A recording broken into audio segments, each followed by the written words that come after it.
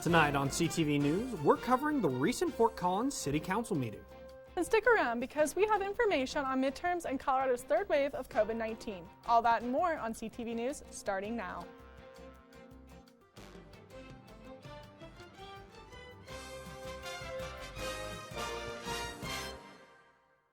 Good evening, Rams. I'm Sophia Ridley. And I'm Kenneth Frederick. We have a lot of stories tonight, but tonight we start with news on the Pepsi Center. Starting today, the home arena for the Denver Nuggets and Colorado Avalanche is being renamed Ball Arena as part of a new partnership with Ball Corporation and Kroenke Sports and Entertainment. The Pepsi Center was completed in October of 1999, and its first use was a Celine Dion concert. It hosted the 2001 Stanley Cup Finals, which was the last year the Avs won the Stanley Cup, the 2005 NBA All-Star Game, and hosted the 2008 Democratic National Convention. The Pepsi Center has created millions of memories for millions of people all over the years, and although its name is changing, those memories are not. After the City Council meeting on Tuesday, yappy dog owners in Fort Collins may see new ways of resolving disputes with neighbors. The council amended the portion of the city code that deals with pet noise disturbances. In a Fort Collins City Council meeting on Tuesday, the city code regarding the animal disturbance of peace and quiet was changed. The council had its final reading of the ordinance that concerns how Fort Collins locals can deal with pet noise complaints from now on. The process starts with tools from the Larimer Humane Society. Residents who want to deal with loud neighborhood pets are encouraged to resolve things without legal troubles. The methods are things like anonymous letters that residents can give to neighbors, or free mediation provided by neighborhood services. If that doesn't work, the code now allows people to complain anonymously. However, if the charge is denied by the pet owner, the complainant does have to be willing to appear in court. The animosity of the complaints was an issue that sat with Councilman Ken Summers. A complaint says, I don't want any kind of mediation, I don't want anything, I'm going to complain again, 10 months later they complain again, and the person gets a citation. There are also fines associated with the number of offenses that an owner has in the course of a year. Owners can contest any fines. Of the 425 complaints that the Humane Society received last year, a third of them resulted in warnings, whereas only 9% of complaints resulted in fines.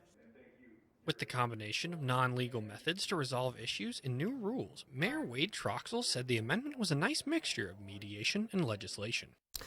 Residents are able to find ways of mediation or complaint submissions, can find them on the Larimer Humane Society's website.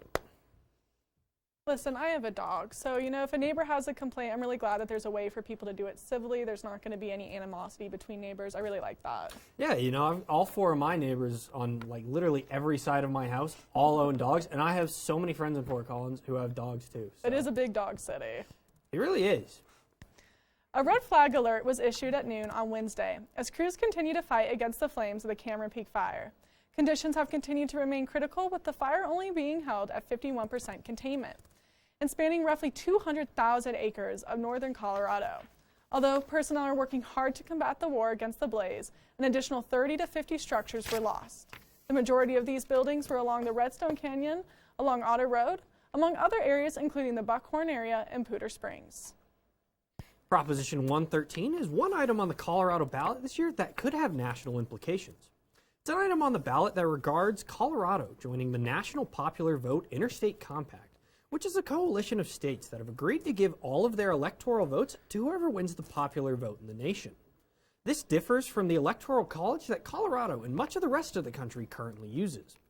Derek Moeller, an election law professor in Iowa, said in an interview with the Coloradoan that if the measure doesn't pass in Colorado, it would be pretty much impossible to pass in the rest of the country.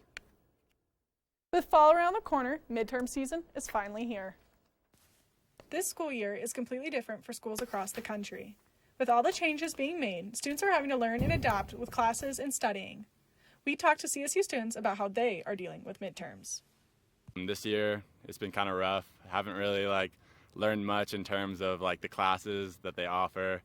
Midterms, all online, obviously. So it's a matter of what resources you have. I seriously am looking at going to MT school next year back in California because it's not worth it right now for me at this point. In this difficult time, places like the Morgan Library can be so helpful for students.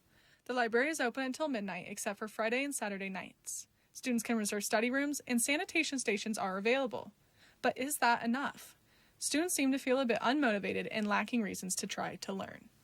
So I felt like it was a lot easier, but I also feel like my mindset this semester is not as serious as other semesters, so I didn't do as well. Yeah, cheating's a huge issue. Yeah, the students have to find the easiest way, and they can't be stressing over stuff that they don't need to be stressing about. If they can get an answer the easy way, why not? With cheating being easier for online classes and tests, teachers are having to adapt and figure out ways such as proctoring exams and changing questions to push students to be honest and encourage academic integrity. We wish everyone the best of luck with their classes and midterms. Well, how are your midterms going? You know, I had a comp paper I had to turn in last week. It was almost 5,000 words. It really did just kind of kill me a little bit. Oof. But See, I decided to only take 2 classes this year. The idea of midterms and finals online was not something I was interested in. you know, luckily it's only 1 to 2 weeks. Once we get over this hump, we've got Thanksgiving break coming up and then finals. Yes. Almost the home stretch. As of yesterday, evictions have been banned in Colorado for the next 30 days. Colorado landlords are no longer able to evict residents from their properties except in certain circumstances because of Governor Polis's new executive order. Residents may only be evicted if they're able to if they are a threat to another individual or if there is a significant damage to the property. Residents must be able to prove that they're struggling with COVID via a few different methods. Things like asking for government aid or provable loss of hours at work are a few ways that tenants can prove they're struggling due to COVID. According to Governor Jared Polis, the recent upcoming of COVID-19 within Colorado could be the largest wave yet, with hospitalizations due to the virus reaching 417 on Tuesday and rising yet again for a total of 435 on Wednesday. Colorado's top epidemiologist, Dr. Rachel Hurley, claims that if these numbers continue to spike, we could never experience over 900 hospitalizations before the end of November, which would exceed the peak count of cases from last spring. This is understood to be the state's 3rd wave of the virus, as the first took place in the spring and the second happening in July. Our reporter Weston Hubbard has some new information on the ASCSU Senate. That's right, guys. Thank you so much. The ASCSU is back after the retreat last week, and the members discussed important issues and topics such as what the difference between a bill, resolution, and Lex looks like. This week in the ASCSU Senate, many different topics of interest were discussed. However, the big one that was discussed is how to write a bill. Our governing documents, and we would need a Lex with 3 readings to do that. A bill and a resolution only have 2 readings. Christian Dixon, the Speaker of the Senate, took over with sharing his screen to present multiple informative slides talking about the process of a bill. Dixon made sure to start out this informative slideshow by talking about the difference between bills, resolutions, and Lexes, something that everybody may not be familiar with, and making sure that he could get everybody on the same page. The next 2 slides went over talking about the requirements that a legislation must have, as well as talking about the differences between a sponsorship and an endorsement, and therefore talking about the bills that they will be trying to push forward this semester. After those 2 informative slides, Christian Dixon made sure to talk about the whereas versus therefore clauses, and then bringing up who receives the legislation, such as Joyce McConnell or the ASCSU presidents, and so on and so forth. The final image inside this informative slideshow is entitled The Life of a Bill, and it showed the process that a bill must go through in order to become approved and then therefore become a legitimate bill within the Senate. The ASCSU Senate meetings will continue to be held over Zoom for the next coming weeks, and we'll make sure to keep on top of these as much as we can. Again, another seemingly productive Senate meeting for the ASCSU, and we here at CTV will continue to tune in and report on the latest for everyone interested. Thank you, Weston, for those updates. This year, the foothills of Fort Collins looked a bit different without the freshly painted Aggie A, a decades-old tradition put to rest for a season due to the worldwide COVID pandemic. Most people have accepted that this year would be lacking one of Fort Collins and CSU's favorite traditions, but not local Fort Collins painting business, Maximum Painting. Maximum Painting donated both time and materials to repainting the Aggie A last Friday. Mark Parker and his wife, both CSU alumni, run Maximum Painting and said repainting the Aggie A would be an honor. A proposed plan to add hundreds of luxury apartments southwest of the CSU campus will be subject of discussion for residents living near the intersection of West Prospect Road and South Shield Street. A multifamily housing developer, Watermark Residential, has proposed constructing approximately 350 apartments, which would span upon 8 three-story buildings, a commercial building, and 10 duplexes. Although the site is near Colorado State University, the apartments will be designed for market rates rather than students. First it was no in-person classes, and now it's no spring vacation, but CSU Buffs really can't seem to catch a break. Literally, earlier today, the officials at CU Boulder released a statement regarding the decision to take away spring break of 2021. We know we can't deliver the full traditional college experience, but we've worked to make it engaging, safe, valuable, and as fun as possible, said Chancellor Philip DeStefano. The decision was made in hopes of continuing to lower the case count in Boulder County by preventing travel-related transmission. Instead of the normal week off, the students will receive 2 wellness days on February 17th and March 25th in support of their mental health. I hate to be the one to say it, but play silly games, win silly prizes. That's what you get for not being able to just stay inside. All I'm hearing is more great reasons to say proud to be a CSU Ram. Facts. Really, seriously, I'm so glad I'm not in Boulder. Spring break is so much fun. Honestly, I'm looking forward to my spring break. Me too. Guess they're not. Well, Rams, that's all we have for you tonight. But make sure you stay tuned in, because up next is entertainment with Angel Cooper. So there you are, shuffling through a stack of resumes, and you come to mine. This is it. First impression. My way in. But, here's the thing. Can my resume show you how I truly stand out? Can one piece of paper really tell you my whole story? Like, that I was studying, going to night school while working 2 jobs just to help my parents pay for groceries. Or how anytime there was an opportunity, I was the first one to step up. Because I wasn't gonna let my life, my circumstances dictate who I was gonna become. And all of that determination, the commitment, the drive, that's me. And that's something you just can't put on paper. Look beyond the resume and discover new ways to develop great talent, like me.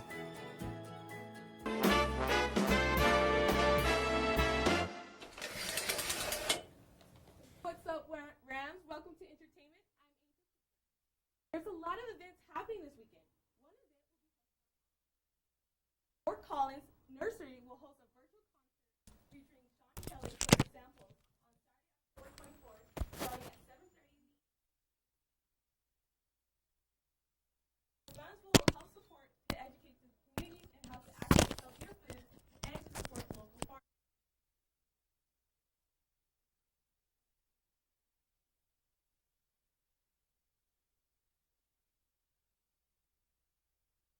While listening to music. Enough about vegetables. Let's talk about pumpkins. The Garden on Spring Creek will be hosting a pumpkin parade from 6 to 9 in the evening from October 23rd to the 25th. The pumpkin parade will feature the first ever community pumpkin carving contest. There will be a food truck on site. Beer and wine will be available as well. Since the New Mexico CSU football game got canceled, this sounds like a perfect date night for couples this weekend. If you've been looking for haunted houses to go to, I think I found the place.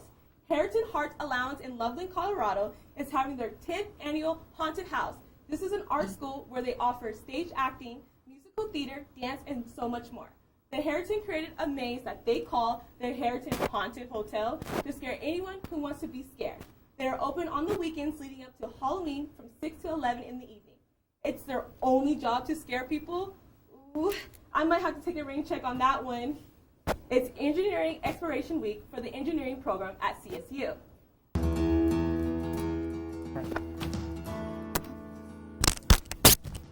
The engineering program at CSU is having a virtual event online to connect with high school and transfer students that were interested in the program. Virtual model of still really making sure that we can connect with prospective students and share about our College of Engineering and all of our programs that are truly unique, to meet students, to hear their passions, hear how they want to change the world. Oldwing and her team want to host a virtual engineering event to help students feel welcome. How could I maybe be a part of their web at CSU? Because I think like coming into CSU, as a student, really building your web, like your network is super important. So I can start to say, hey, hey, I know this person over here and this person over here. Let me connect you so we can start to build this web of interconnectedness. This event encouraged new students to connect with other students to form a lifelong bond. Like a tight support system.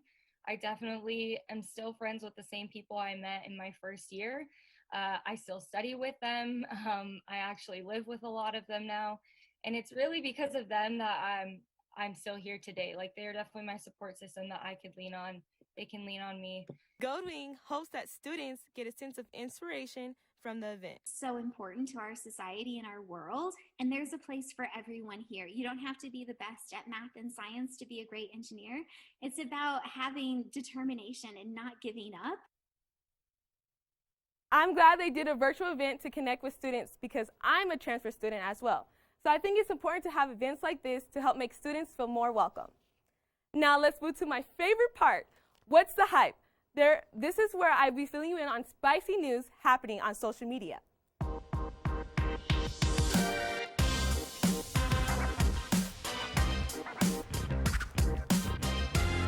Let's dive right into movies. In the past few years, Daniel Kaluuya gave us a phenomenal performance in the movie Get Out and was a leading character in the Black Panther. And now he's ready to produce movies. He told Entertainment Tonight, quote, "Barney taught us, I love you, you love me. Won't you say you love me too? That's one of the first songs I remember, and what happens when that isn't true," end of quote. Now that sounds twisted. Ooh, okay, that gives me chills. The 2020 Billboard Latin Music Award has finally come after being postponed due to COVID-19. Bad Bunny and Daddy Yankee took most of the awards, 7 each. Bad Bunny took the biggest award of the night, which was the Artist of the Year, and to top all of it off, Maluma accepted the Billboard Spirit Hope Award in honor of his foundation, El Arte de los Señores, which protects youth in pursuit of their dreams. All I have to say is, Maluma is my celebrity crush. Like, who wouldn't be crushing on him? Like, come on. Now, my childhood memories are about to come to life again because Jamie Lynn Spears, who plays Zoey in 101, wants to do a Zoey 101 reboot for the fans. Spears told People magazine, quote, "We want to do it justice for the fans that were 10 and 12 when it first aired while also bringing in the new generation of fans. Production for the reboot has been delayed due to COVID-19. Spears will release a brand new version of the show's popular theme song, Follow Me, which will air tonight. This is so exciting. I can't wait for this reboot."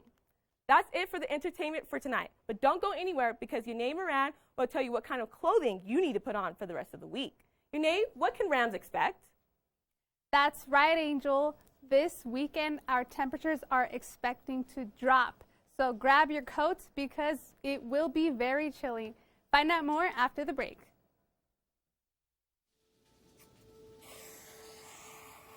Dad? Just 1 minute, okay? Hey, Bobo, do trees tell each other stories? I'm sorry. I'm afraid I don't know that.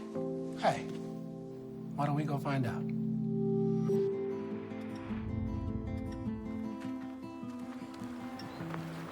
Listen. Do clouds take naps?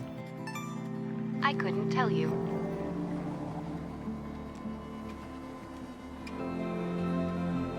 Can birds draw pictures? I don't have an answer for that. Dad, do stars visit their friends? Look!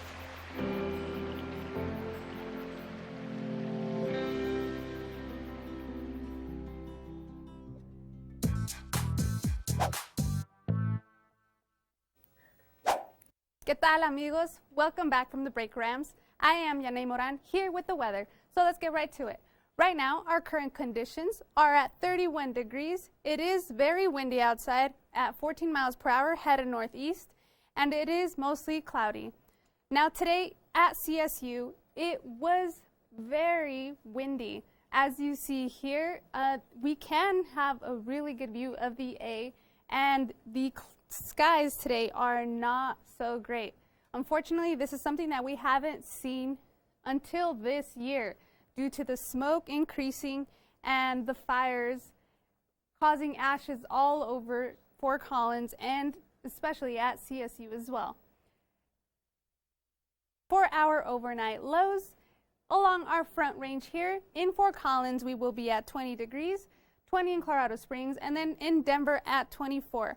Along our mountainside, Grand Junction at 38, Craig at 14, and then along our eastern side here, Burlington at 23, and then Lamar at 26.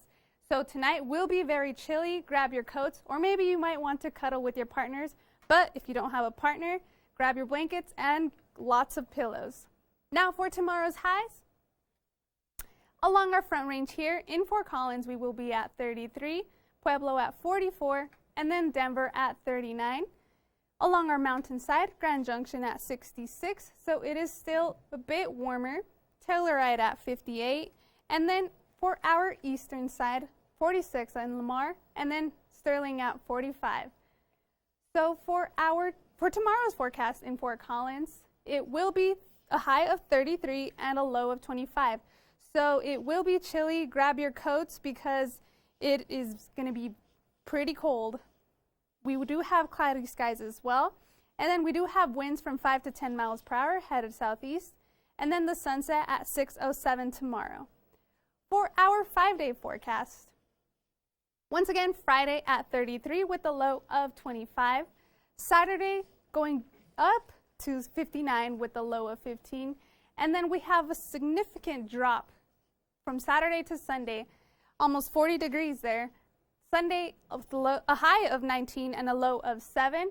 And it will be snowing on Sunday. There is an 80% chance, so prepare for that. Monday, we will be at 21 with a low of 9 degrees. And then we also have a 40% chance of snow on Monday. And then Tuesday, going back up to 37 with a low of 24. And it will be mostly sunny on Tuesday. That is all we have for the weather tonight, but don't go away just yet. Stick around to find out what's happening in sports with Brendan Fairbairn after the break.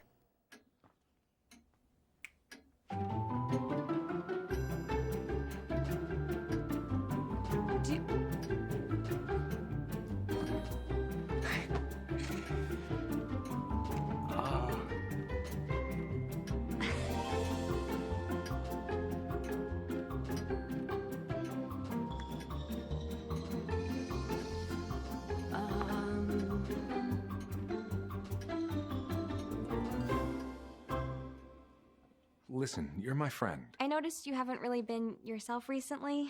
Yeah, I feel like something's up. How are you? Are you okay? Is there anything you want to talk about? I just want to know how you're feeling. And listen, even if you don't know what to say, I'm here to talk. No matter what you're going through, I just want you to know I'm here. I've got your back. When you want to talk, I'm here.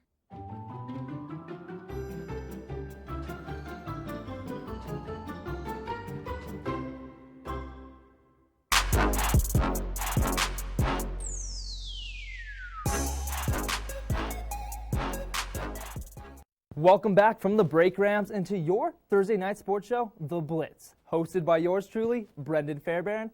I'll finally dive into the NFC leading Seattle Seahawks' chances to win their second Super Bowl in franchise history, and we'll take a look at some betting odds for both tonight's Thursday night matchup in pro football and what was supposed to be CSU's season opening game this week against New Mexico. With this being said, I have so much gridiron action to talk to you all about tonight, so let's jump right into it. To kick us off, Russell Wilson Seahawks are off to an impressive start to the 2020 season with the 5-0 record, their first in franchise history. Right now, Seattle is ranked first in NFL.com's power rankings, but what really matters is if you finish as number one at season's end with the Lombardi Trophy in hand. In this week's edition of Contender or Pretender, I'll answer the question of, can the Seattle Seahawks make their first deep playoff run since 2015? Or will they lose early on in the playoffs like they have in their past 4 postseason appearances? Let's start off with Seattle's strengths. This season, there is no debate that their offense and Russell Wilson is carrying them just like he usually does. Building off last year's 8th-ranked total offense, the Seahawks are not far behind this season, placing 9th in total offense through 5 games. Finally, Wilson is getting the help he needs on offense with the emergence of second-year wide receiver DK Metcalf and, of course, the reliable speedster Tyler Lockett. Between the dynamic receiver duo, they have 9 touchdowns on the season, 838 total yards, and an average of 167.6 yards per game. Most importantly, his O-line is performing way better. Last year, the Seahawks O-line was rated 27th overall.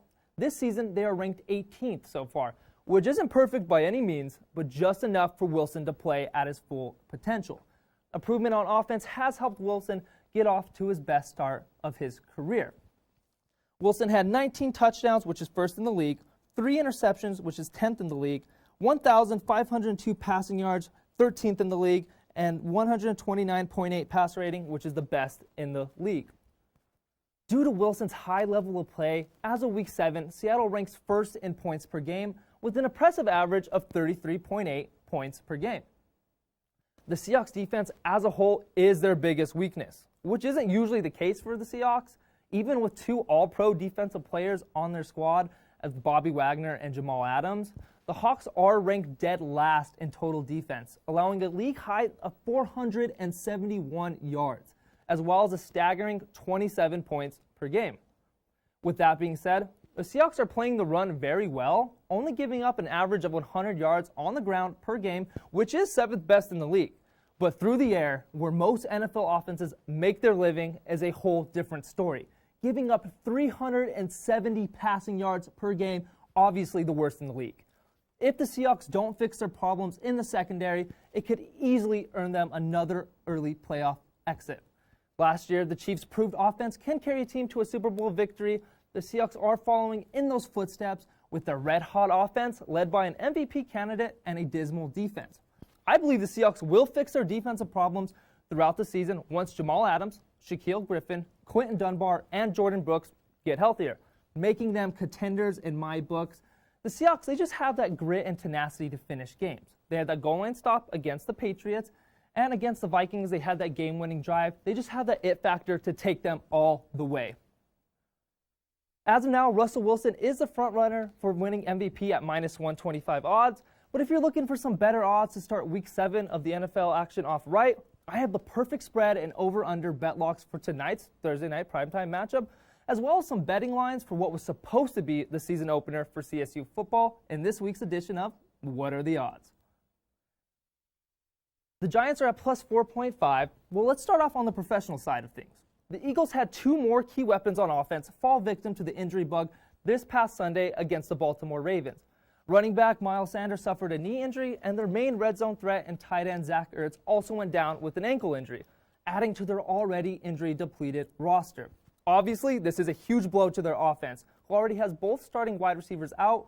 With this in mind, the number 12 ranked Giants defense could easily have their way with the decimated Philadelphia offense. It's also good to note the Giants are 3-0 against the spread on the road this season and have covered in 6 straight games. Over the last 3 seasons, Carson Wentz has covered just 23% of his games as a home favorite, which is the worst coverage percentage among all quarterbacks. I also have the over-hitting for this game at over 45 due to this being such a low line for a divisional matchup that has a bunch of turnovers and high scoring written all over it. Between the 2 teams from the dismal NFC East, I was very excited to cover my first CSU game with real odds this week as the Rams were supposed to take on the New Mexico Lobos on Saturday. The game was canceled Tuesday due to a COVID outbreak in Bernalillo County. Since the Rams versus Fresno State Bulldogs odds haven't come out yet, I thought I should talk about the what if of this over-under of this canceled Mountain West Conference game. The line was set at 62.5. I like the under. If this game was to be played, the under would have definitely hit. The total has gone under in 7 of Colorado State's last 8 games, while the total has gone under in 7 of New Mexico's last 9 games. The most convincing trend of them all is the total has gone under in 4 of Colorado State's last 5 games against New Mexico. Well, Rams fans, that's all the sports action I have for tonight. Please tune in for CTV Sports next week to meet some new CSU commits for football.